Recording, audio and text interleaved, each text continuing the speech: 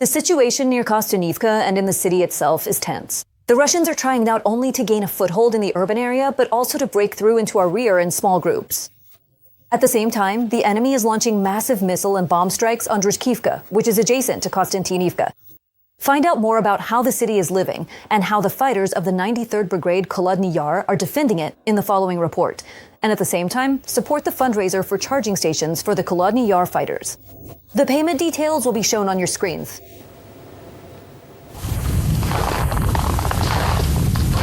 The smoke from constant fires in the now frontline town of Druzhkivka almost never disappears. The town is at least 15 kilometers from the front line, but for enemy attacks, that's not such a great distance. Every day, about a dozen guided aerial bombs and countless drones reach here.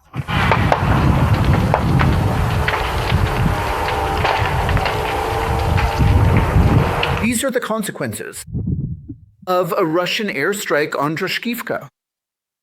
These attacks happen every day, and as you can clearly see right now, the enemy forces are currently turning what previously seemed to be a peaceful and quiet rear city into this devastating scene of total destruction.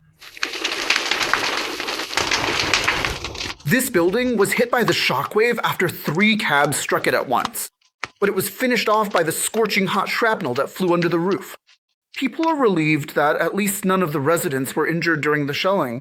At the same time, they fear that the fire could spread to neighboring homes. Rescuers came out twice in response to the call. Because of the overwhelming presence of Russian drones, they were forced to halt their work. The guys hid right under the cart here and then still went out to extinguish the fire. They kept putting out the fire.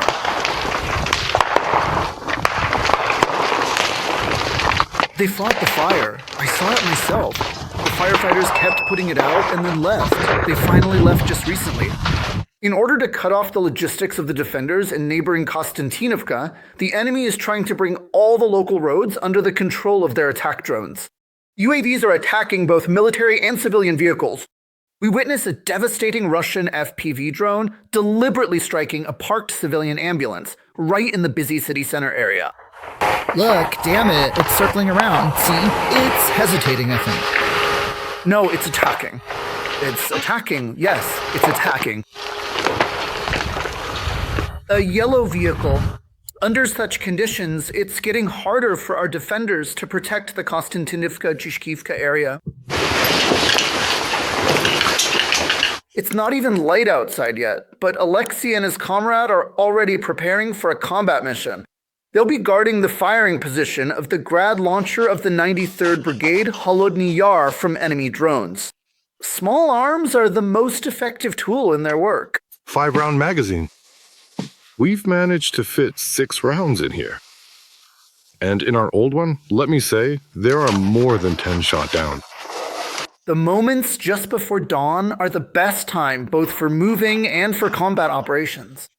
There aren't too many drones yet, so without wasting any time, the launcher moves into the firing position, and the crew immediately gets to work.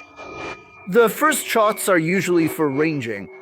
Sight set to 690, show me the compass. The lampeter has fallen.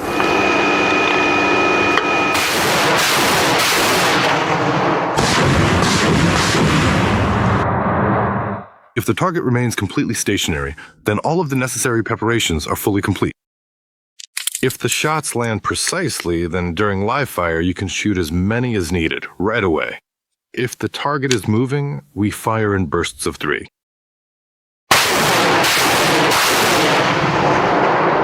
While the crew's working, Alexei and his comrades keep a close watch on the sky. From their own experience, the soldiers know where the Russian drones will attack from. There is some cover over there. The tree line is well protected from the flank. If they come in, they'll come in from this side, from the open area.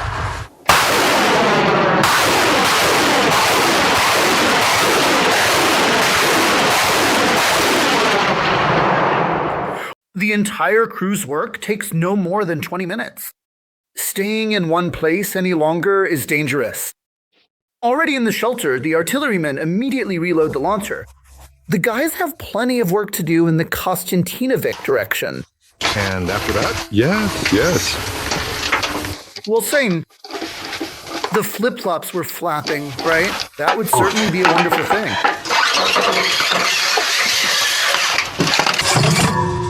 Every day we work through a package, sometimes 1.5. Well, for now, unfortunately, that's how it is. But everything is going well right now. Everyone remains incredibly strong and healthy, and we know for certain that the final victory will be ours as we continue to beat back the cruel occupier. They will continue to fight with everything they have, because the ruthless enemy simply leaves our people with no other choice but to stand their ground and defend their home.